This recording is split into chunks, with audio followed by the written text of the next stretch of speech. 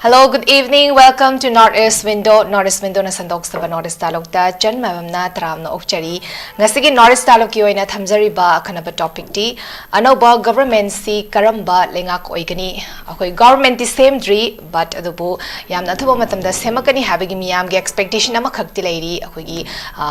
ruling da leramba akoi gi MLA leader sing habitaram ko su government ama khak form tong na bagi damak ta yamna kanna di honari habigi pausam yam su dumak tanare but adubu karamba matam da makadoribano February gi ngasi January gi da 29 yorabani February gi da 13 dadi PR government 1 year complete fagadorabani masigi mamangda government se semaudaba taragadi akogi PR se akogi 1 year complete farakudana maram orakan assembly dissolved or state bada emergency lautokpa yarakpagi possibility leiba habitare maduna akogi government se masi fawagi mamangda di shungsho shoidana semakadra habigi asa amadi mayam sumak thamnari adu semna sam kana honari but adu hojik laiba question di if karigumba semakadoriba government si dagi prezamiyam ge expectation di adu ki matik chauna thamkre koi prezasing hojik government se form to bari pasu so koi leiba amangda taraga leiba issue mayam man issue mayam se masi yamna thuna solution ama purakna bahotna binabagi damakta aduga manipur da hojik leiba conflict aduga national highway sing chatpa yadaba issue mayam amnidi mangda taraga leiba habitare masi mayam si hana priority pirakana masi bu thuna resolve to nabagi damakta prezasing expectation de aduki matik wangi but adubu semakadori government se karamba lengak oigadori prezasing expectation je reality da akoigi chumna habita reality da onthorok pangamgadori bra natragana akoigi mamangda PR lengak leidrikan da leramba koi government prezasing na akoigi thazaba mangkiba government adu mak oigadra habase so hojik kangbangam dabagi situation na makakta leiba maramadu na ngasigi topic se hariba topic asida pukhatja bani topic sida khana naina na bai khogi studio da lengshi duna leibire ba expert panelist me amda saktak chake harba dekai khumna bochage former acting chairperson Manipur Human Rights Commission pawung khaidimani pawung bika khumna bochari ani suba panelist Siv Sena ge uzuguzi president abire ba pawung M Tombi pawung usu ikai khumna bochari ahum suba panelist Amuko ke president Obiriba Oza SM Jalal Ozabusu Northeast Window gi studio da taram nokchari ai ahan base pamung mani dagi dumak lakcharge pamung khogi semakatori ba government have tar house fabu the same day but the buyam thuna di semak pa yai haina praja sing su panari semakatori ba government sida khogi mamang da su domak hariba popular government amakak semak pa yabagi leibisi ki matang da tongan ba discussion me amam su tawkre even khogi platform si makta su khogi discussion tawkre adubu semakatori ba government sida khogi expectation have tare khogi praja sing gi oina koigi pabungi opinion thambiyo expectations yamna phajaba topic ni hojik se ngata ngai hara sarkar sengwadi ga semoi da semanningi ga semanning ga hojik lairiba sida situation sida sarkar semgadori bagina karigino sem da ba yabana karigino habise ko nena besangi aduna tana bama pangsa da sadana asugum mamale de nongani da masadai tonga chalaga de nongani da idana utopian mangdrang oina tawbodo bhamna saraga su bhamna sabadu oina tawbu chumde maram piraga semakpa yabana karigino semo oidabana karigino sema gana karama phim oigani oiroi tawbana karino haibisida nena besangi haba yes Kwadi lai bakti bedi ko isi yamna soiraba state amanine aramba soiraba fail oiraba state ama haibedu oiraba neba because of our political system mathu maram khangdaba lo khangdaba aduga lari haitaba azugi politician mayam sina semba machigi maruktagi legislature khalakpa aduna adugumba lai haitabagi maraktigi khallabanina lai haitabaduna legislature oibetaba institution ahum leiba legislature executive aduga judiciary sida legislature do ngatan thanamaga executive che machi lai haibanga to oi IAS IPS MCS MPS adu hairaba manta da muka training pi profession na idra IAS oi do hakta secretary da promotion pi te makada SDO gi thakti gi hawli adu ka chahi ma training pi MPS oi rabado IPS oi rabado inspector gi thakta adu gi OC obi level de gi hawli adu ka chahi ma training pi haidana khangdana IAS IPS aduga MCS MPS oidana lepak ngaklon gi khangaba me che asibok da training pi aba ado executive ta bureaucrat and executive se ahibang acto era then from the judiciary haina lerebisi ukin judges LLB de kitabam te yaudre ukin hekto oerga LLB hekta pastor go ukil obe ade sena mi makada che khare yawgani adidi ukil obe yabagi parkha amana chingba tawgani then magistrate judges oeribsi ukil obe mayam maruktegi che asuk chobana su majaz obe yaba asuk chobana high court ke judge obe yaba haibigi thakse tawraga mayam de ke ka no du khalleraga amuk magistrate amusung judge obe da su training amuk chu pieba khangdana leirabado amuk chu train taweba se samna harabada BA pastor de MA pastor of the high school go zaw obe yaredra ado amuk train teacher and torido oza oibe yaraba angang takpi ba hairaba BA MA aduna hekto ta ande ba kala maina angang la takpi gane habi training am taweba adu maina educative che matik charaba se amuk kal maina educate tawuni kal maina file process tawuni haiba ta e kal maina bichar tawuni apsi judiciary da amuk train taweba but kai gi maro oibe legislature haiba se di bharat samvidhan piri che chahi kunmanga sugadabani Indian citizen oigadabani aduga angauba nataba oigadabni ngaudaba oigadabni hai sidi lai duna aduna rainti heje pajami pung khudim mana loina tawba yaba chai train pan bu surabdi rainti dol ama natraga ama de hekta yawba yarabani na except left party gumba kedar party and high bisumba nataba ate de chai train pan bu surabdi loina yawba yaba ko adugumba lare haigera hairoida yam haibusu yawba ya haitabusu yawba ya athingbam ta leite aba haiba marak asidike political party ge candidate puthora kadorimnina legislature haibusu so saige aina haijariba chai kunmanga choraba aduga kanoge india ge citizen oraba aduga angawba natrabdi hekta candidate oiba ya bisa pairabdi adugumba ya halakpa duna legislature ai si kanno tawdori se lo sengbadamni lo ge mechanics ne ba adi gari workshop ta heraga mechanic to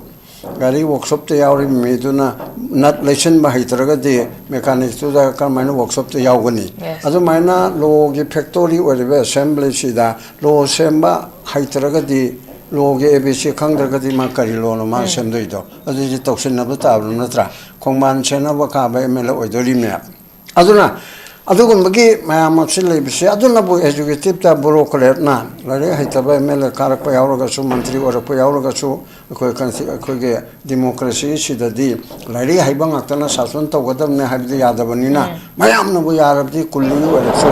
risha pular oraksu chayon bu mayamna thagaladi adum thagatpa yayaba ko aduna adugumi phibum duda leibisina kadore khoi gi राजनीति तौरीबा हुजूजी मक्की तौरीबा मरुएना ruling party की ख्वाइदिग नकपबना BJP ना state BJP ना centre BJP ने करी पामी सरकार समन गदरा समन लोइदरा नत्रगा खोइना समजबम थोकपरा समन ददम थोकपरा हाइबिसे खंगदे ख्वाइ लोरुसे सिनी मागी पार्टी की प्राइम मिनिस्टर जुना अदुगा पार्टी प्रेसिडेंट दुना पार्टी की ना रन तब बीजेपी सरकार के होम मिनिस्टर दुना अखोई बीजेपी शाखा मणिपुर के सीधा नई दो सरकार सुमन सेमगनी अदुगा सेमोय कायदना होम मिनिस्टर ना स्टेटमेंट का पीदना खोतना तवगदबदो अखोई सीधा अमत लेतरा समनद्रेबा बीजेपी के यावरी बोर करसिंगना नान कनानो ना फागितवी पैनलिस्ट अमना अखोई नाइनरी बाय खोई दा हंगेना चिंगलेन मसाम दा हंगे ए सरकार से कनाना सेम्बे नोइन खरेना खंगनी नैनरी बसिंग खरेना खंगनी अखोई पार्टी मेन दि खंगद्रे आई हाइरेब पोचे लूरेब फागि तोंनेब ngara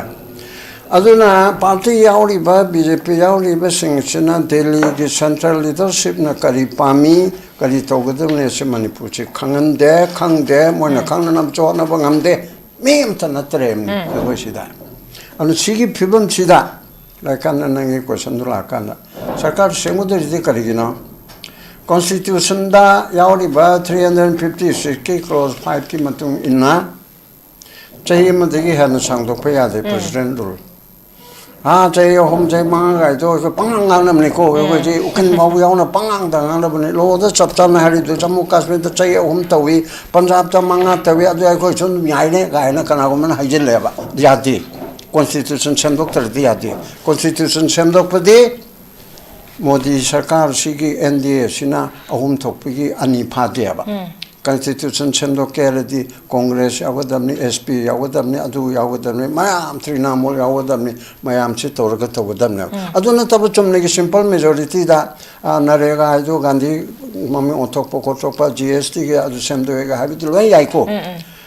Manipurda chap chapa president unche chai thamgani haidabdi constitution chi pura semdokadamne ba adudi matam changani aduga madugi opposition gi mateng yaudri do ithoktabanina sangdokpasi yadaba pot ama oiraba isam chamna emergency aduga akogi election commission na vote toba yaro haiba certificate pi ba adu ragadi parliament na sangdokpa ngami haibani dra madugi poto ta deba emergency ki pot adudi 352 adudi hekta sajin ba yaro tawre adudi phagi taroidro adai dane opposition je yamdraga su opposition gi amaru adise parliament kaim to honda bang me opposition na moi hala gola to adu yaro ga na thing dana ko hom thope ani da tum phan da bang me khai ru su opposition gi role se amaru oya ai koi na majority ni Narendra Modi ji na hair ga loira ga pulap kulla ga ta tawba ya de ba democracy gi lubam na macha da di ya aduna adugum bigi pot ama adugum bagi pot ama point la ka ni za tumbi adugi pot se asi leibana sarkar sem si da di ta ya ba adu sarkar sem ga hairabadi BJP gi leiriba contract tare asi manung de gi ko ki tare tu ngak thamo contract ji gi manung de gi mi amabu adu chu ka chu yanate de moina hai khre mamang de mitra time pan speaker sogole hai khre am khar ku yi mamang ko adu bu center na khalak de dum yar share adu su yare hai adu di prime minister gi phugau de thamgre en hai ji chumdro semta de prime minister chenu hello hairane ba adu ko migi sarkar adu na kali to gode ga habdin horan gi round la ke adu di directive principle of state policy gi makada adu ga list 2 gi piriba entry mayam do adu ningchi jana inna bhot na base sarkar ge maro ebe thokdang ni okay babu yang pasan tham bikra eman se babu tom bidalak chage babu akhoi gi babu te so adum sem chamane abitara khoi hosi government si same gani haina khoi gi January horak paswai di yam kanna khoi gi praja sing gi expectation or khoi gi meeting forward tawdana khoi gi Delhi or Guwahati da meeting tawdana yam kanna di honara mi but adubu housik se amu January lo shelak paswai je amu khoi di manung da khoi gi process toram bayai but adubu khoi gi silent oina laikibagi pot am khak lakpa adu itara gadi housik government same gani haina khoina praja sing na expect tori basi masi step akatori bra step moi tori bra have confusion state lei ba habitara hoju ki situation jina if karigumba sema agana karam balenga orakani pamung kamai thamini pamung gi opinion ta yeng biru pon pho isai magi party magi kai khono sore be magi nasigi kano se ano bo government se karam balenga orakani have se yamna kano oiba polo ni habidi government system ni habigi natragana sem dore habigi adu sem akanda government na karam balenga ki modality ma kari mama lakadra du gwani ko yam ngai wari si adu kanone masi yam sengna har kanda center of the state akoi pr le riba manipur ki state center of the state government na hojik akoi ki labor national democratic alliance ki leaders sing na manipur the government na form to na ba inthi jana khoi yamna kupthana hojik yeng hai tar ko sem na ma kan honari aduga manipur da BJP ki karikatra punama aduga Shiv Sena su government ama miyam na pamadu adugi khudol tamna ba ai koi kan honari hai ta adu government si handaki karigumba first week since da karma landing tower badi hana koi gi praja singi marakta koi gi karigumba khara awara pa lai bising se masida maru ina hujik khoi gi government se to do ha ma thabuk sing sigi manung da internal displaced person sing se masigi khunda lai ta han bagi nong na ko sima migi leiba khoi puning shokna masa mu chu mang gra ba mi kontra mari manga mang gre aduga mi shong ga hu hundra na shi gre asani ga hu hundra na shi gre mi shi dising hu bu gi mathak to jiksi khoi internal displace oina leiri ba seisda awa ba khang musing am da ba nongai ta ba kadi gumo dagi kari kai no tawdana khoi heng tawdana sibi yaw re hujik masigi poche yam seng na kan da government na la ko ta ri masi som taw no hona ba secondly national highway both national highway da hujik le ba khoi gi free movement with them swagi area se se to khut ahan ba tharaga development haiba pochi miyam go tawmi na go dom ne ba miyam go tawmi na go dom ni miyam go sami na go dom ni deida hujik le ba khoi gi kano si mayam na dum haina blai ko kuki dubu kamaina tawdori no yawo do ribra yawo do ribra ado moi si go moi yaw do gidi government semoi do ribra ado go moi si kari do jano adu ngang na bala ne adu una bala ne ga sidi kano ne ba political party mu government ai si maduda with adu the workers sing mo yaw ro ne government semus not only MLAs MLA masing TV da adu ni ha yaw do ne ba kuki du yaw ro ka ne khado bu ya ba te ba asa khoi tare yaw ro ka ne mo har bu ya ba te heavy one da khoi tare te du yaw ro ka ne ha BJP ki ticket bole pe BJP da karaga BJP government shema kan da khoi mo tare du yaw ro ye ka ne ha ji si wa si yam na khoi gi ta ba ya da ba khoi gi yam nong ning ba kano phagi makhal nam ne ba si de mo yaw ro to BJP no government shema da yaw re ba a minister bar phang that is another kind of one a BJP yaw ro as ad yaw the government shema re ka no adwai du gi poto akhoi nei na busum de adagi ojana dum phamma khudini laire khaite adu tawdin sum hai che masi tawbi gano adu tawbi gano phatte ba adu yamna igo wangmun musu phatte yamna igo wang musu phatte taseguni ko ai haje che phamin na sum sang tinner bui ai friendly haje bane ba mi amagi kano si hekta adamai no pai hai phatte ba MLA ma kai na karai che kai rong ko gun leiraga natragana matik mayai leiraga miyam na thagalai ne ba ado MLA lai haite adu rule se kano si khoi gi lo semse hojik magi matung da lakadu ba government gi employee yam singse akhoi tigi hen khambo jati hen khambo mayam do magi makha da lakadu ne ba tanare ga mo sem gi ne ba MLA du ne ta sem rate heavy wani da adu cabinet colleague haibam sil lady adagi madu advisor haibam sil lady adu government gi lady ba IS adagi MCS officer me am si madu gi collective response amna lo sem doi ne ba MLA kali du ne heta mayim ne lo sem rate everyone da ai kasab din ne ko ai hai madu madu nam so mai bi do ta bo hum lok sura ga ne ai hai si ko secondly amna sim ta ai hai ge ba akoi jik karo si government si kai will a ningi no have se si yam na kano akoi mang da ta bo pola mane ba government si kai do la ningi no kai do bugi government si lang na ba mi ham na lani na har ga kai do will la tri no have se si po si ne ba aduna akoi kano si north east akoi si border state ne ba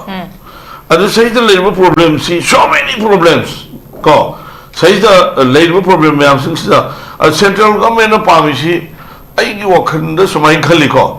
manipur gi da mukta di akhoi gi community si yam na big community oi ba se ma si ILB guys si atai to post to pi de ko okay adu manipur ga BJP government la ga ILB ga pi si di no gi tung gi khungul muthi da ne bir ko ne ba akhoi nu si de ga hai ru phatte ko au adagi nagi hujiki khoi ton ma leader mayam la ga government si kamai phom to ni kai na ton ma si so kaung mayam unari si masi akhoi awa ba si khang to ri ne na lawe ba ji adu government semani kai na khay nak sala kan da mi makap na ha le yum mai tha re ri ha du to re this and that adagidi kana go khar na government semani ka na ha heta macha masu sidong ga sawa asa yam si akoi yam na population kain ta leita ba khoi marak sida akoi nakal lam do jingmi li singom burom sabu cha do wei le ni wari masi se khoi government la ga di khidang sa pha ga ni je adom na khanbi ba karam yaw dre ba adagi karino kana go khar na mu hai press election to si kai na mi li singom bu gi ji ki kano lai ba khoi gi yum lai ka ri masagi mim su na ta bu magi yum su go ju noi na mai cha khra ba adi ka gu um na yum do hang hang le ho ra ba mana masing thana ba machin su ka ba sam da pun yi no le ga government pe ko maru mura ghar sar li da ka mai bhor pi wa ni phurak tra si ro dai ba press election to si kai na hai su yaw ri adu mai magi thok ba pungang na ga ni adu gyalam ta de ba akoi di discussion panel si am si kai ka na yawning dra ba ne ba phuning ga bom yaw ba adu khut thaning bom yaw ba nungai ta ba mi wari bi du kai na khang da ba adu hujik se wo secretary ta kam sang ya de ha na MLA minister le ni di ai sha chi to bi de shima to de du to de la tra ga bhot phang bhot ka ro du di ai ma si ka mai to na ma gi awa ma si ma thing bang de ni sen sen li bi ni pang ni bi ni adu gi helping to hujik si almost sahi ama si lai tra ba ne ba mo si suspend le bi na kain to wangam dra ba adu gum ba elected ne kanu da lai ra ba ne hari ba aro ji ai na sheng la laksan ni si MLA BJP ki MLA kontra ga ni thoi ne BJP ki MLA BJP da akoi gi kanu ka ba se janata dal de manga ma sang 37 ne ba 37 ni aduga NPP ki adagi di nangi akoi gi kanu gi Naga People's Front ki manam sana MLA lei manam sana numbering lei aduga hujik akoi gi chahi ama sigilo shala kusi akoi khudur 15 days le hujik se Yes. coming kanugi February ki kanu se da akoi gi January February 45 days lei idra 45 days lei long tai ba 15 days Yes, 15 days lei de ba 15 days se masigi manungda government semna bagi thabuk do honabiri masing sigi akoi masigi pose khoi nu ubuni na Okay. government semkane habisi thajai aduga government si ibe magi ga sigi government si karme lenga oidori no na habisi ihala mada akoi gi kang amatagi nate ko ki su ko adu maitai gi su community animaki awa ba hanas akoi adugi moi puning shopo mayam do madu men khanna bhona baduna ama thamak ne ba Okay. ama thamak ne ba Okay. adugumba kanu sejda hetas akoi gi kaino haitare government de semaga mathagi election karan we vote khom na khongu do adugi potu di latringe da miyam gi awaba pena na bhona bado madu hana soidana ki lakadru government che adu soidana to ne Okay, babu yam phaja thambi kre khoi gi lakadori ba khoi gi semak kadori ba khoi gi government sina habitare hojik lei ba mang da taraga lei ba issue habitare men or ba issue sing se hana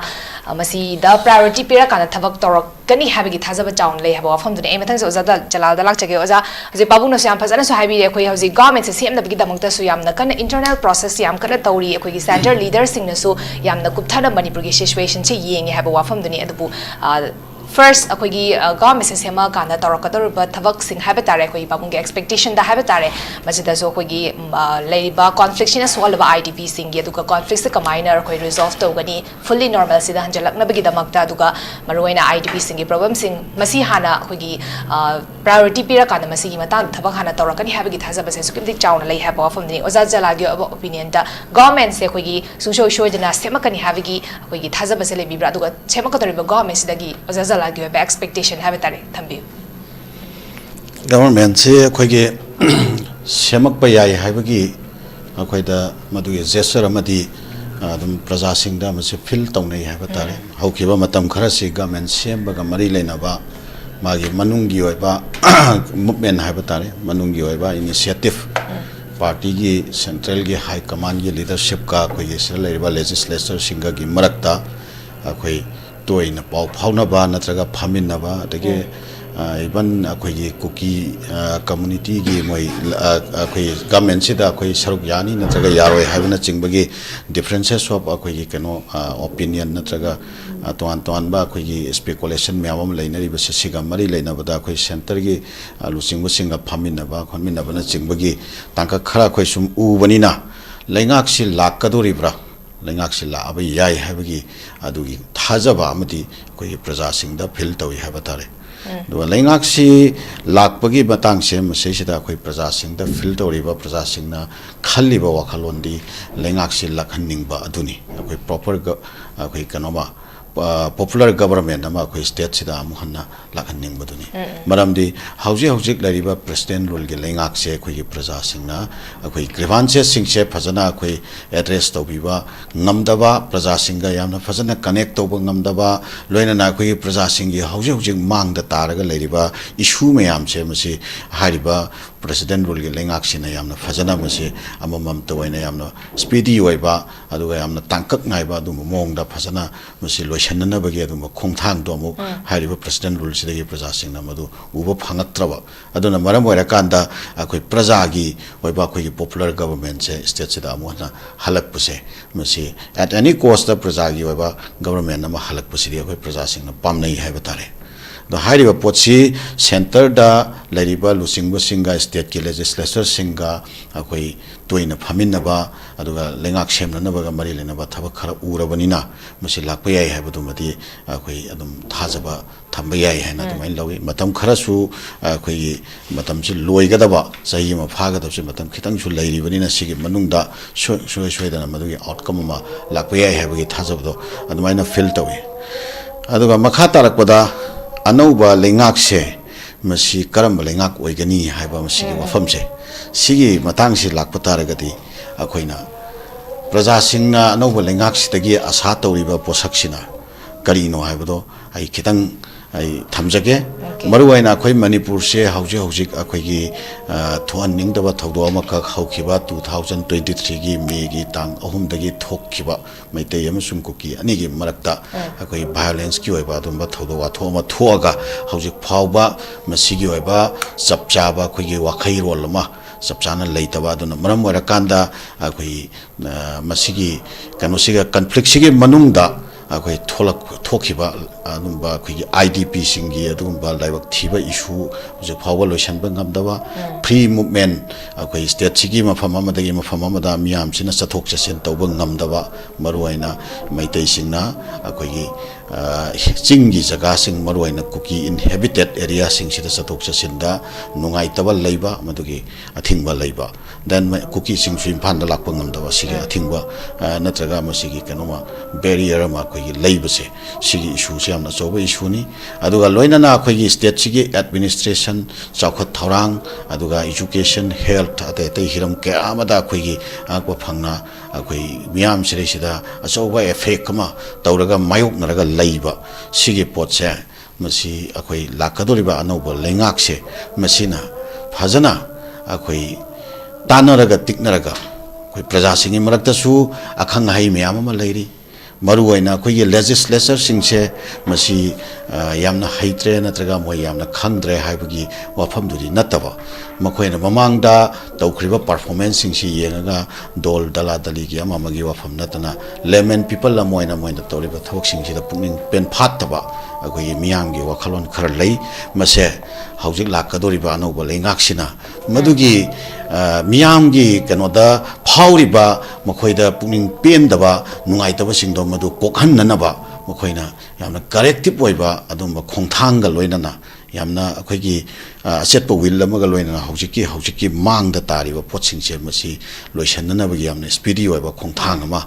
यामना effective ओइबा खोंथांग अमा सेंटरगी लरिबा लेंगाक से मसिगा अखोइ फजना तानरगा फजना coordination पिनरगा फजना centre दा लरिबा लुसिंग से convince तौबीरगा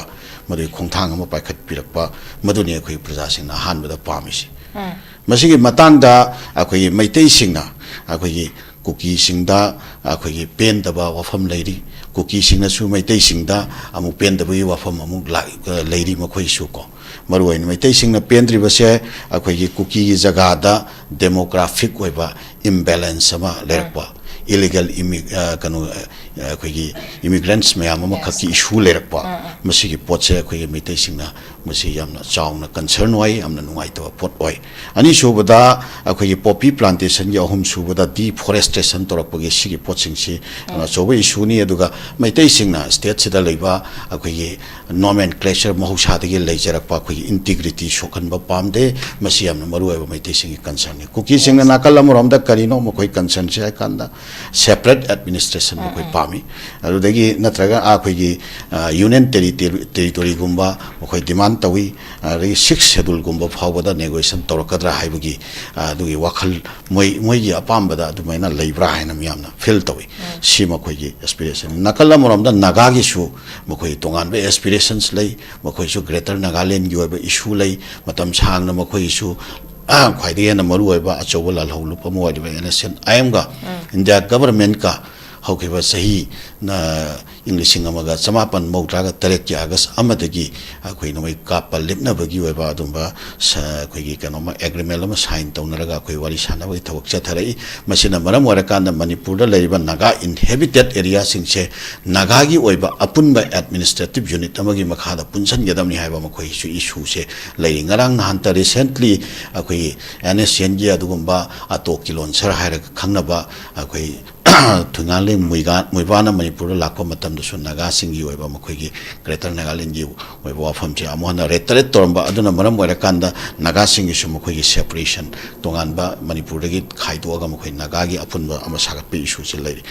Aduga nakalamurom da Manipur da leriba naga maitei amsung kuki nataba ate kanglup mayam china Manipur gi integrity semasi intact lehenba pami aduga nakalamurom da akhoi gi leriba praja singi marakta peace and harmony phajan lehenba pami minority sing da secure oiba adumba environment social environment nama akhoi phajana lehenba pami chakho thoranga mari leinaba hiram singda khumang chawsan chatpa adumba state am henba pami shumaina leiminari ba kanglup mayam chigi leiriba aspirations mayam che masi yenga kanda lakadori ba anoba lengak sina masi khong thang birakpado chapchaba akhoi miyam chigi adumba aspirations miyam chigi pulse da leriba miyam chigi hauji ke need of the hour sida leriba mathau taba aduguma thabak singse masi lengak amo oibagi chapchaba power to si naraga chapchana miyam chiga tana tiknaraga phajana comprehensive oiba adugumba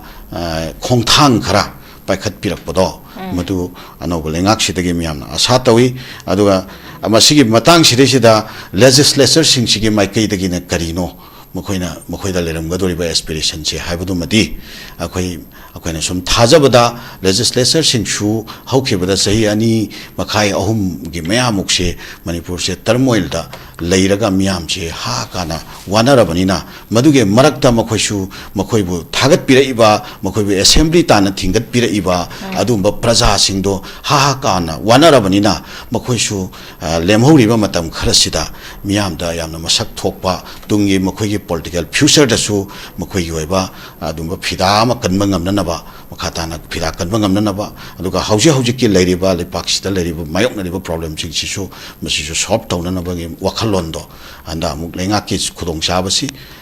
pibira agati madu akhoi fajana fulfill tawge habi wakhal moi thamoi da su soidana leramgani moi wakhal da su leramgani habi thajabado makoi da gi so dumai thammi hai tare. Okay, Ozayam Padan Tambikre Kogi, Dubu, Hosix last hour, Oirabani Kogi, only 15 days Kaktan Arabani, President's rules in a 1 year complete Fagador Bese, Masida Kogi, Haying Hangchita, Narakanda, Habitat February 13th, Nonini Narakanda, Semakadori Brana Tragana, February 1st, Horak Pada Semakadori Brahabis, Dum. Prasasing da dum chamam nabadi leri among the sokogi January 26 fawgi manungda koi semak pa yai habagi expectation me am laikrabane du shamak tana dum to krabani ai anishuba around aroiba round ina dum matam adum geno tona pizza gay parallels homakta ai pabung de dum khana lakchege pabung akhoi government same ba have sida akhoi pabung song sai thambi kre akhoi elected members sing duna akhoi same ga doribani government formation have sida same ga doriba makhoi na same iba government duna akhoi thabak fajana tawtaragadi hariba government to bakoi good governance ka jo haina doribani adu itaragadi haujiki leriba mamangda PR government sigi mamangda leramba government to koi good governance oikibra oidabra habasi koi prajasina dumak hangaga su leriba pot amakagni manipuri conflict se karigi damakta tholaiba no habisi jo dumak hangaga su leribani haujik amu lakadariba government se su same koi gi miudi chap mane sema kadariba government se su masida so muk lakpasida koi gi good governance ora kadra oroidra habisi so muk prajasingi chamom na ba confusion wai ba habitare prajasina pamebadi ani oiningbo oishina government se form to birakan manipuri gi issue se lotion na ba khona bi ba du khaktani prajasina haujik pamebadi pamu thambi Nam chumi. Ada yana madang saya usah tumbi ke do. Ai khatang lihat tu udah badi nuai tera. Okay tau biyo za Kayak gini ada apa jana ni? Ai marup ni. Wih raba. Ai na lari hai tabai na hai badi hojiki tom di heri du na te ba. Qualification nama tham de ba ko. Politician wai se sai try ban bu so raba. Kate yang wiya ba. Aduga jaju oiba ukil oiba IAS oiba dadi qualification thamidan adugi wanida hojiki kari ba igi chai now ichili now moi contractor hairo BJP da silari hai bulu IAS yauri IPS yauri adudi doctor yauri individual yam hai ba aduda akogi qualification je executive tadi qualification namu lere executive di local ni ko politician na saba local ni qualification lere aduga judiciary ki lere sitati leitabani na yaw jon ba man so yaw gen ba man su chai kun manga bu so ba indian citizen war ba ngau der di yai hai bi praman du ni da adu particular adu te aduga yo to mai ego leite ego gi du man na te aina adu de cheng so hari suni ego gi na te aina katang hai ning ba du ning tam na hai bu da hendo engine khali dile ram ya ko adu wan simale kajon na te da subna ai suggestion am to ra ko ne za to me adu phai ka chu khai te hojiki le ba sarkar se sarkar seng ma to ri se sarkar sin lo na ngam me ba ai gi mot di ha la ka dor di am pharani am matik sarani hai ba na te ko ke no oge oi ro amo oge go lai ri si gi manung de gi sem ga do ri bani na kari kari to dei na president rule na to ngam da ba si popular government ngam me ba for example mi ma sida nomai ka pa me impal ge tu jaga ma da natraga moirang la tu tawre chief minister natra cabinet minister ba passion manga me awana do kam do ba nang ge tu tawre ni na da senara ni adu lupa lak tara pir ni mateng tawre sing ngam me ba but governor di passion mangam de ba chief secretary di passion mangam de ba DGP di passion mangam de ba maram jana popular government ICD awana tarkar ne hekta passion ba ngam gi khodong cha amle phana patta boile sono phana patta ba matik satu miam orasan praman ne ko ado madre ko na thong thilu bunga me ba nang bu onar ba chimista ase to ri yang dri kari no na nang ngam dra so nang cabinet pur ka delhi de chalu na ado ka nang ko partner mayam alliance te yauri ba mayam ship sana poro janta dal yu poro to chalu hai ba ko na hai na ba ya ba aduna adu de na hanu gumna ko ge akhoi unified commando pithokano nang paislo law and order second state na payu list to the yauriba constitution da piriba humpu ga taru kharabuti lokto khare achi lairiba si nang na loin to godam state government na to godam ni only thing state ke aruba mapan de kano changa aba internal disturbance to kana 355 to adu chalaibu center na mating pangalu center de am forces da kale da dum haijo man pirakani aduga nasagi Manipur ke cabinet ke chief minister amoina mantri mandal amoina sarkar amo oina tabun thokpasi tawgadam ne lambi chubang sai wa to mina ju chumya ba lambi se pa yadab si gahan yadabni adege koki minister yaudar na ai wakal da di loin yaune na khalle ba tabu torok tam na khande prime minister la ka do ne moi wasak pada aduna sarkar bu se mabdi khatang ne ta ne se BJP na luching ma sarkar sembada state tara ni ko prime minister chakhi da bante yaute ya to me loin chapani aduga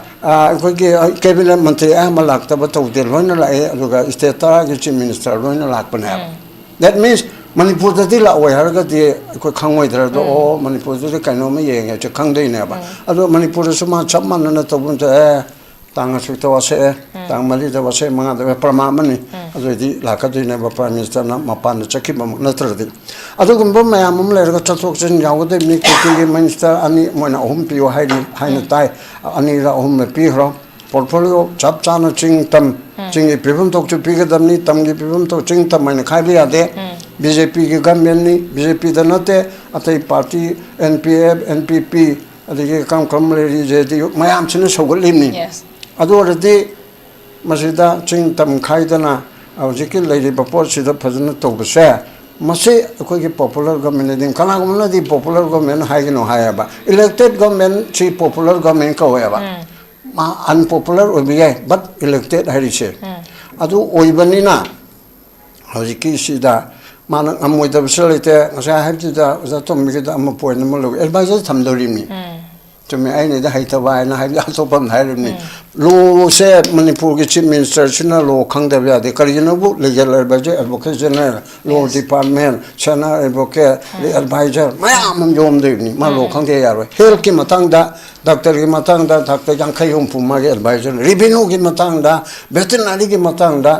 Nipen चक्रवर्तीना organ CPM की त्रिपुरा की chief minister मा हाइदे मोंदा खंगदबम तलेते सत्रंग पुगुमनि छिदा छि तौरे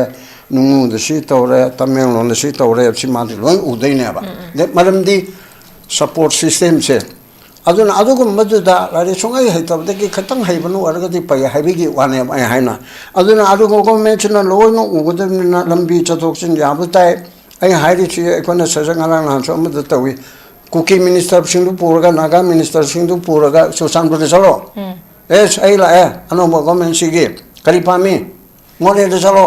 कांगको पे चलो civil society मैम कोकोमी पोरो अमुको पोरो आदि की छु मयाम मा तवरो असि पॉपुलर गवर्नमेंट नति ngam सेंट्रल अदुगा सेंट्रल रूल नति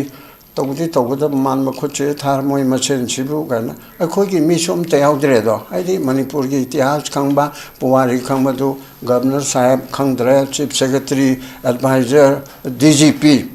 अचाउ पुन मरी मंगा से मसी सेंटर देगी मापान देगी माने मणिपुर की मापान देगी हाइता है सेंटर देगी लाखपनिना मसी नैना बका नाइखुगी मी याउद्रेबा फरजबत्रसु मणिपुर मचा कुकी मचा ओरो नागा मचा ओरो पांगल ओरो मैते ओरो Manipur the पोकपा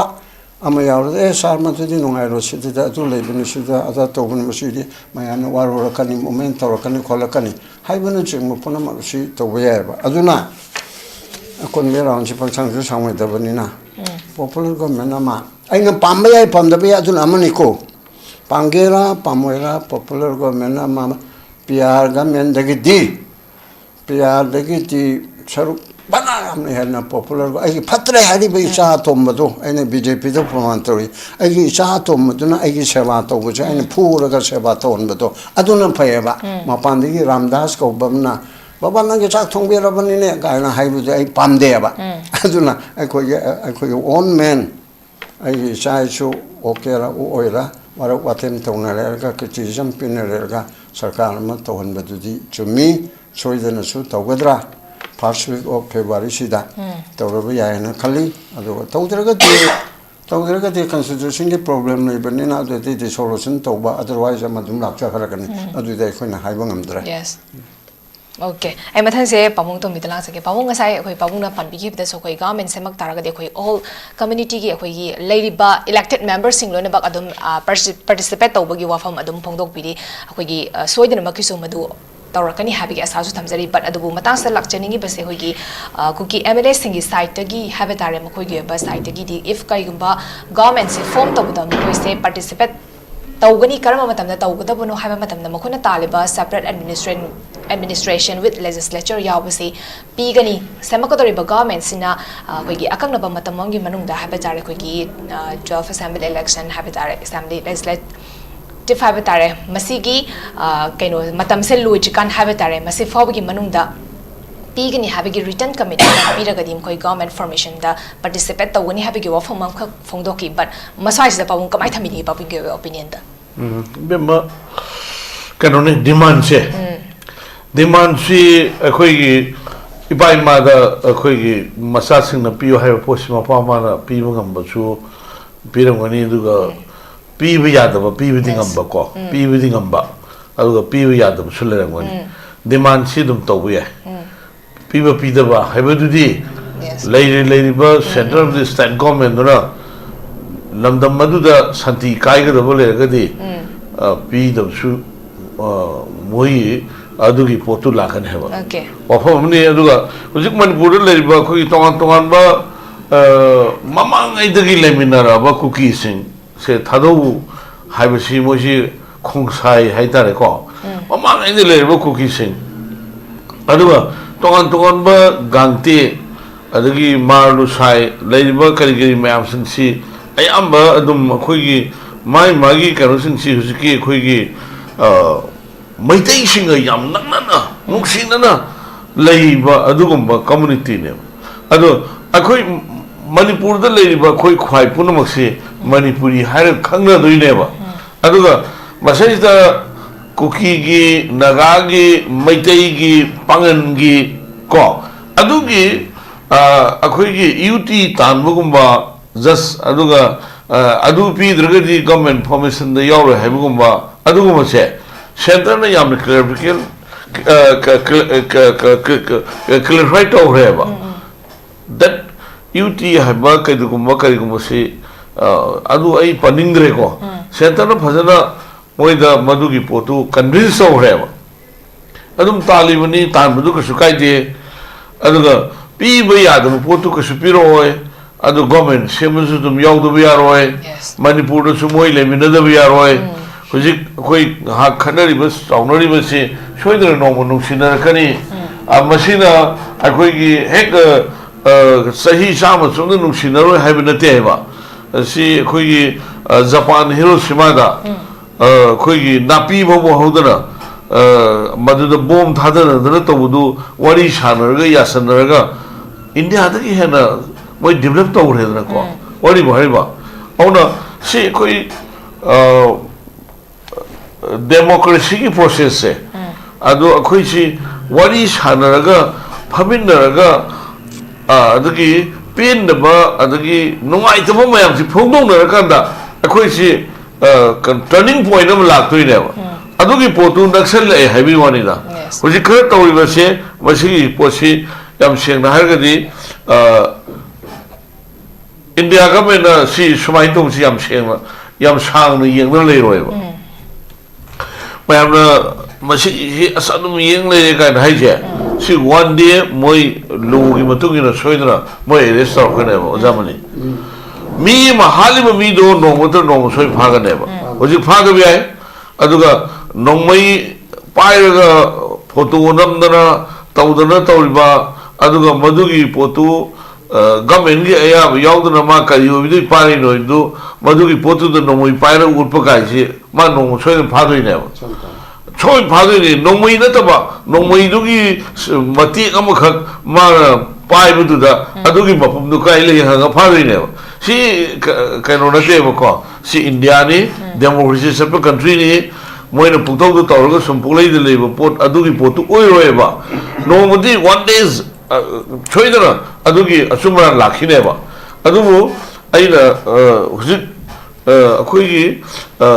लेइबो train हिदा हारगदि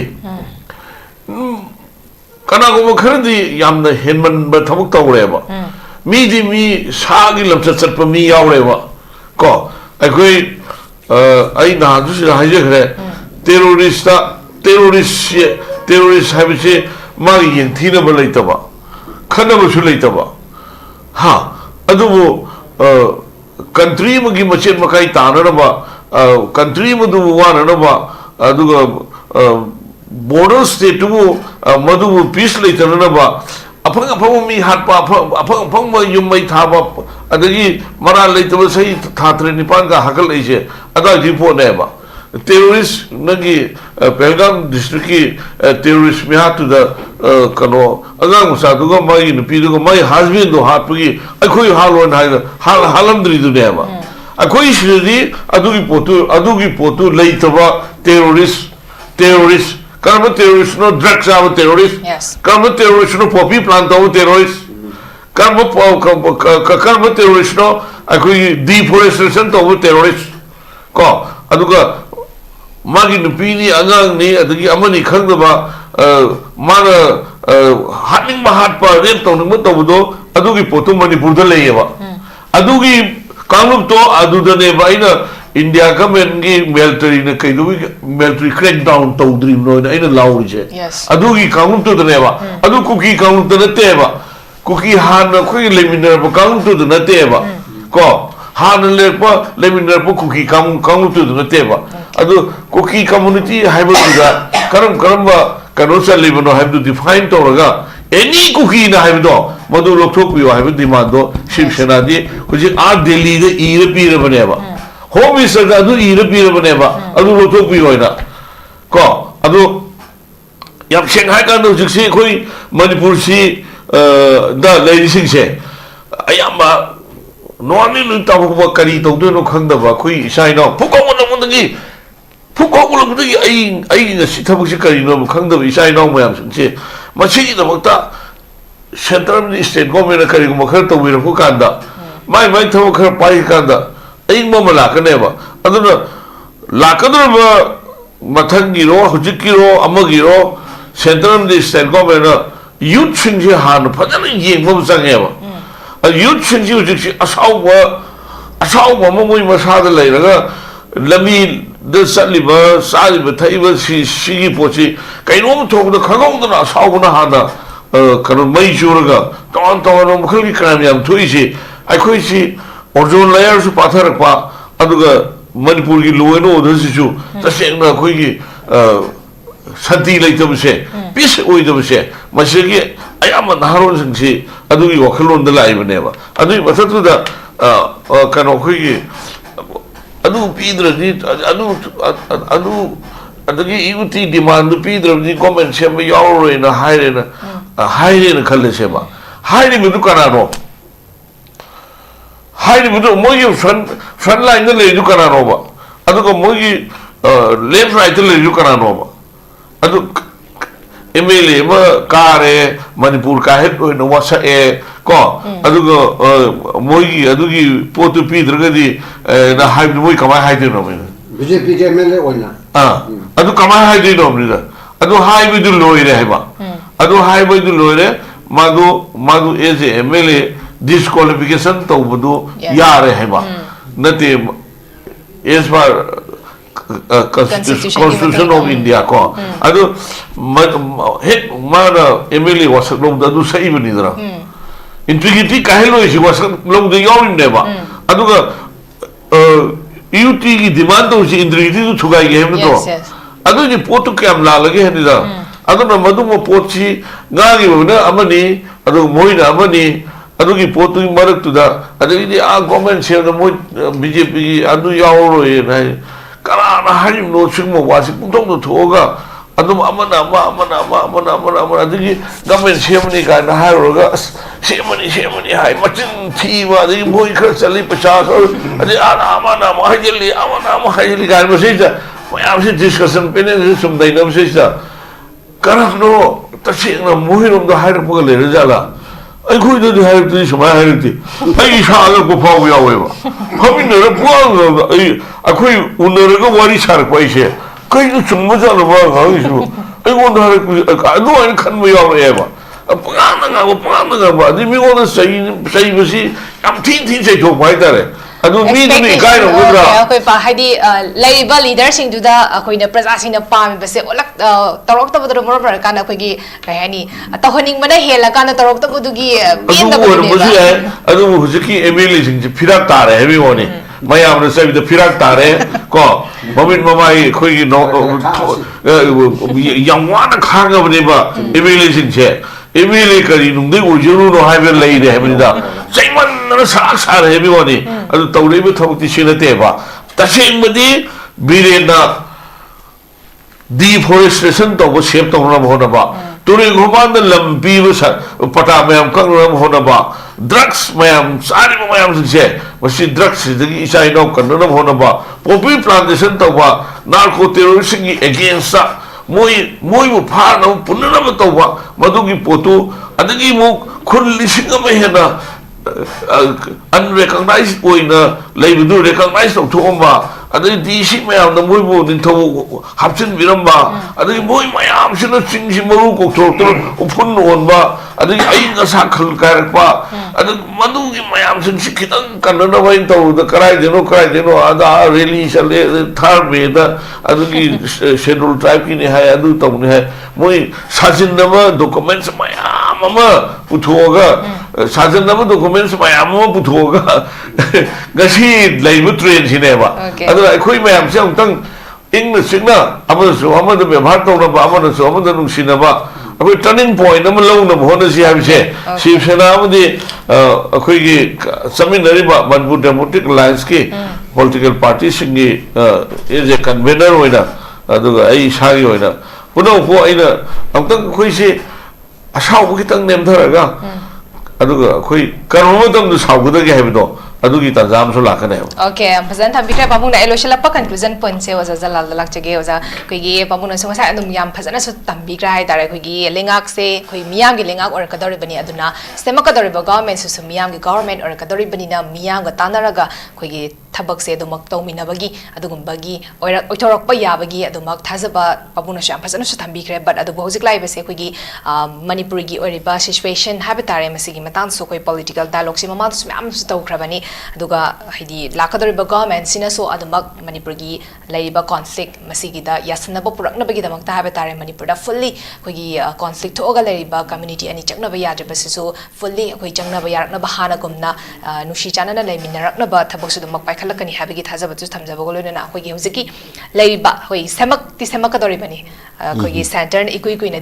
kuinadi yenga le roy semak ani habigi thajabadi aduki matik chawna le but karamba matamdano habidi khangdabagi wani adubu February 13 bogi mamagadi semak dragadi kogi presence rule se kogi 1 year complete fagadorabani na masi fawdadi semak pa yabagi possibilities se kogi 90% hena kogi prajasina su thajaba habitare masidagi koi ozana so mamang su first round su thambi kra expectation habitare lo shilakpo ina kogi lengak se koi miyamna pamma lenga ama orakani habigi thajaba se lebi bra thambi hojikchi sala khoida yamna choba challenges khara leya koi manipur khunai gi oina hetare masi koi manipur khunai ji ge mahut sillaga lakadori ba lengak sina koi manipur khunai na mayok na riba challenges se matau karamna masi address torokpa matau karamna masi handling torokpa matau karamna masi resolve tonana bagi maikaida khong thangjalak pa haibdo if lengak se lakpa taragadi lakadori ba lengak tu dagi akoina makhata na yengba mathau tari aro tangai phadana akhoi leiriba state sigi challenges singse masi resolve tawdaba yade haibagi wakhaldi sungsoi soidana legislature singse gi wakhal da moi leramgani haibase mati akhoi thajaba akhoi da su lei adu madu kadai phauba matau karamna madu effective oina madu render torokwa madu gi potto kamaina deliver torokwa haibadu mati mana paikhalakpa thabak singbu yenga kanda akhoi madu gi makha thawa observation do khoi pinaba mathau tai ada haujik siresida khwaidagi ahan mamaktada lengak si leiba taragadi lengak sina ahan ba tawhan ningba lengak sina tawham thoena khanba adugi manungda akhoi lamdam siresida akhoi law and governance masi totally collapse oire manung hanjan yengoba matamda lengak si masigi leiriba machinery singse tawriba thawak singse loina akhoi holo oire collapse oire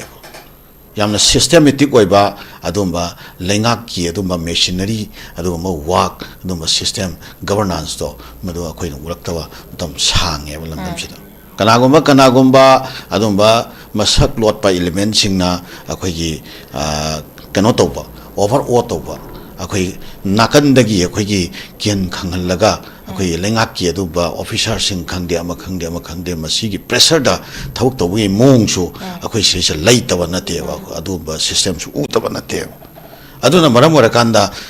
kuki gi jaga da leiba adumba officer sing dun kuki gi adumba kano sing sina akhoi kian khangalaga thawuk tawnana bo honnarakpagi langagi jaga da leiba sing su nagagi jaga da mai kian khangalaga thawuk tawnana bo honnarakpagi incident myamam su thokre dana even officer sing hatpa tupana singba sobai issue oi khiba te myam su leihre na sumaina akhoi imphal da leiba tam valley da leiba akhoi gi office sing si su sumaina element myamam khakna seisida akhoi kano tobagi potsi akhoi itat tatana masi uiwa masi ahan bada hujik lakadori ba lengak sina masi total cut off toraga ang tang laingak se magi rule gi matungina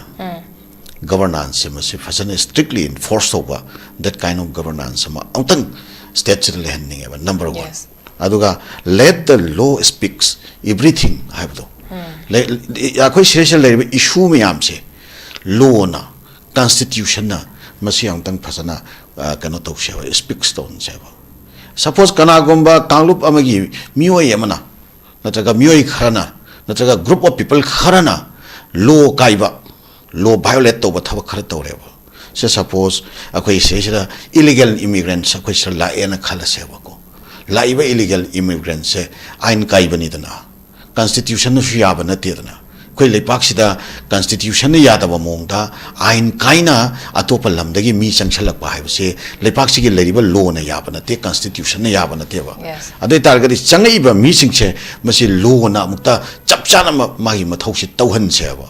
masida kuki na bo oisanu naga na bo oisanu maitai no oisanu pangan no oisanu natra any other communities kanamatana law na magi topam thokpa thabak singdo tawbada disturbance piro se aduga lu na ang talibak se ang talibak nga an se governance sa tawhan se madai da koi shanti lakna gi maram se tru oigane bo lu ge mayok ta kanagum bam ta leibi yate lu ge mathak ta kanagum bam ta leibi yate si Indian constitution gi article number 14 na hairi bana tro everybody are equal before the law haiba ma leirim na tro law haiba si law sina loina bok wahel han se ba law gi mathak tal kana ta leibi yate ba law sang ta pachana ang tal lai ba lengak sina ta phajana protect toroga governance se phajana chalai ba ngamba adum ba government am kha han ba number 1 ohenni ko number 2 akoi corruption free wai ba Yes. corruption nei ta corruption sina pumang mangal le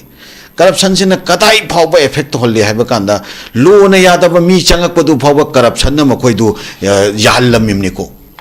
corruption to kan law na yada ba mi se changak pa yahallamim ne mangda akhoi miyamam thena khre ko chal akhoi sirai sida ILP leire ko ILP chanare matamda ILP gi wa se sum khanar pa matamda haudong gi mangakta sarik thangada ba akhoi uchi kana no haibagi mongdo akhoi khanba akhoi mifam kharada sumba wa se haudok tana pho ngangna ki ba akhoi taja ki ba ko ado ILP si leira kanda akhoi kano dudi godown du kana na senari chokidar du kana senari habda adi phom chokidar du sena bai mathom lakwa ILP leire ILP si da ain kaina changakpa mapanyi mitop singse masida regulation magi regulatory act gi makha da tofam thokpa magi thabak singse tawna bagi dong ta border da mi thameba border da thami ba singsina magi mathau du taw da mi thajala di moi sena na ba muk ano leiga ka ma ano bo office among darkar leiga tori pra ado karai de no kaithara ibo potse corruption di kaitharak pane sumaina corruption hai basina lamdam sire sida kaitharak bagi mya ma leiko ade ani shubada nepotism and favoritism se masi khare hena khukan pangan ba khare hena sagai jat chauba khare hena ma pangan kan ba kangbu singti lengak ta ma khoi ya chauba phamthon pai ba mi sing yaw doini mantri da yaw doini or kano da yaw doini officer sing da yaw doini magi nakda ba masa manau mari mata kari kra ama sing do thabak khan ba da bu ora su thika pi ba da bu ora su natragana akhoi gi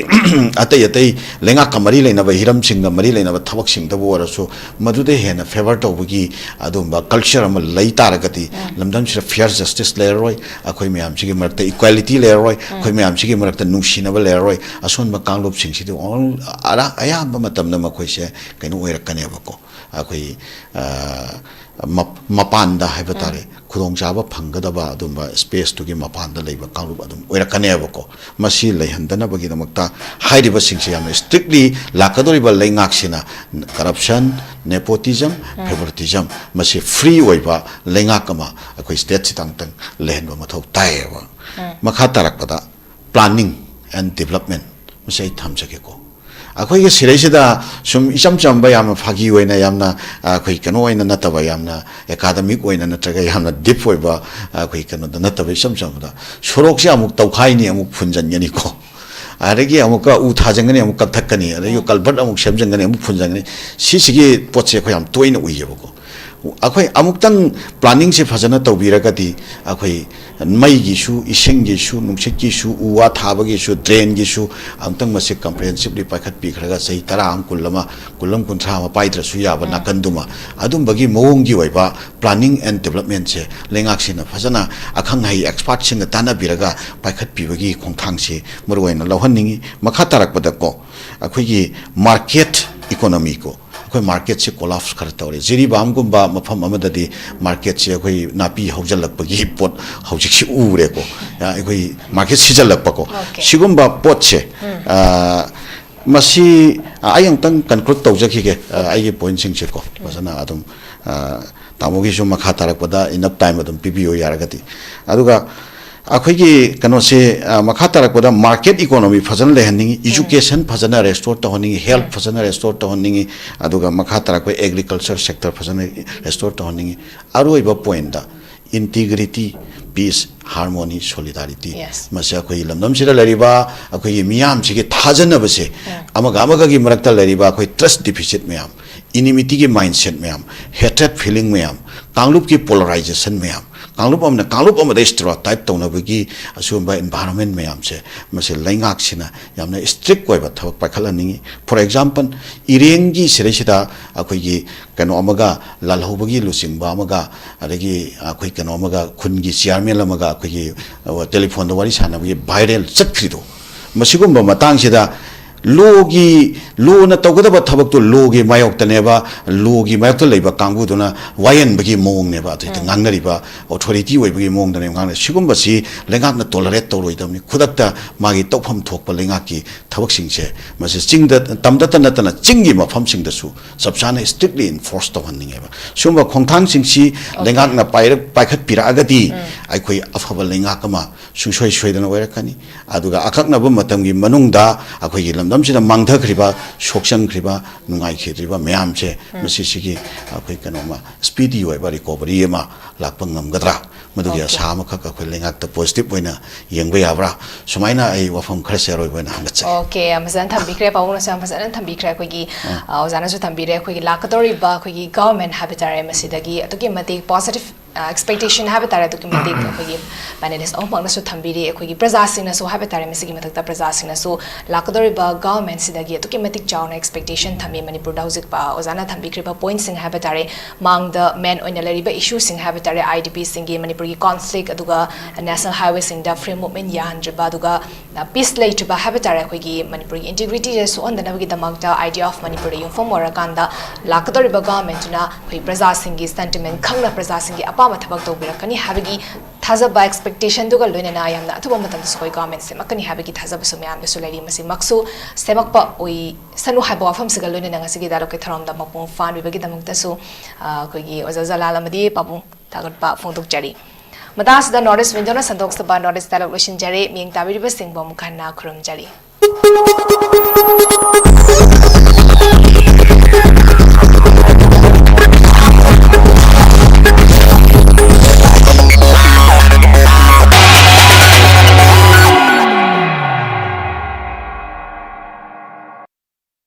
हक्सांग फन थंगे हायरबदी इरमदा मसिमक्तदा लैबा ख्वाइदगी फरबा hospital सिंगी मनुंगदा अमा ओइरिबा बबिना हॉस्पिटल लेजरी मफम असिदा थाजबा यारबा अमदी सेल यामना चंगना स्पेशलिटी कुनहेनबदा अना लायंगबगी खुदोंचाबा पिजरी पेडियाट्रिक्स कार्डियोलॉजी कॉस्मेटिक सर्जरी अमदी स्पेशलिटी मकल मखा कयादा अखोइगी स्पेशलिस्ट सिंगना मरिक चुमना थवाई हक्सांग यावना लायंगजरी अदुना स्टेट वांगदा अमुक करिगी चटलुगनी अखोइगी मणिपुरदसु होजिक्ति अवांग थाकी हेल्थ केयर फंगलबदा मतम मांगन बिरगनु सेल हेन तिंगन बिरगनु अखोइगी स्पेशलिस्ट सिंगदगी मालेंगी अफब थाकी लायंग पतापियुम फम ओइबा सर्विस लोबियु Babina Hospital where hope meets compassion अकुप मरोल बिदमक Babina Hospital Sajiwa Jail Road खाबई सोई इंफाल ईस्ट लेंसिन बिरउ नत्रगा अखोइगी फोन नंबर 6909390666 ता call तोबिरउ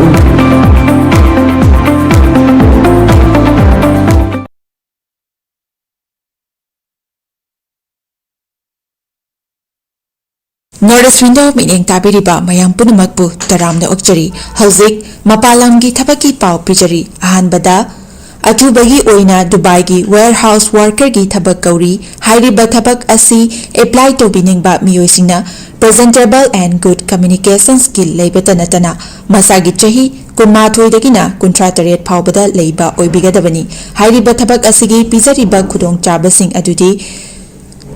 per day 12 hours duty hours ꯑꯣꯏꯖꯒꯅꯤ per week ta 6 days duty ꯑꯣꯏꯖꯒꯅꯤ 2 years work visa pijagani loinana accommodation and transportation pijabata natana medical and insurance su pijagani hairiba thabak asigi thagi oiba salary lising kuntare tagi haujagani ani subada United Arab Emirates ke driver gi thabak kauri hairiba thabak asi apply to winingba miyosingna Indian car license ka loinana Gulf ki license leiba oigadabani amasung basic English communication leigadabani हाइरिबा थबक असगी Indian licence पाइबीबा मियोइसिंगी थागी ओइबा salary दी लिसिंग यांखैदगी हौजगनी गल्फ लाइसेंस पाइबा मियोइसिंगी थागी ओइबा सैलरी लिसिंग यांखै मंगादगी हौजगनी अहुम सुबदा बेहरन वाटर पार्क की फीमेल रिटेल स्टाफ तरा कौरी हाइरिबा थबक असि अप्लाई तोबिनिंगबा मियोइसिंगना रिटेल एक्सपीरियंस लेबगा लोइनना यामद्रबदा 165 centimeter की चांगदा वांगबा ओइबिगदबनी थबक असि तौबा मियोइसिंगना पीरिबा खुदोंचाबसिंग अदुदी accommodation transportation अदुगा duty meal सु पिजगनी हाइरिबा थबक असि थागी ओइबा सैलरी लिसिंग मौजा तरेतगी हौजगनी प्रमोल की दमकता 7005273217 नत्रगा 9366230077 नत्रगा अखोगी office North East Window TV building हत्ता न्यू चेकोन रोड ता लेंसिन बिरऊ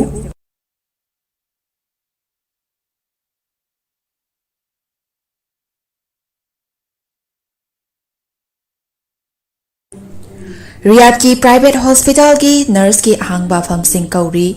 अहनबा राउंड की इंटरव्यू नवंबर की तांग मरीदा पांगथोकजगनी यामद्रबदा चही अमा एक्सपीरियंस लेबा ओइगदबनी एक्सपीरियंस लेतबा मियोइसिंगी ओइनदी रिसेंटली वर्क तौबा हुजिक थबक तौबा मियोइसिंगना अप्लाई तौबा यागनी एकोमोडेशन अमसुंग ट्रांसपोर्टेशन खुदिमक फ्री ओइजगनी माइगी थाकना बेसी नर्सिंग लोइबा नत्रगना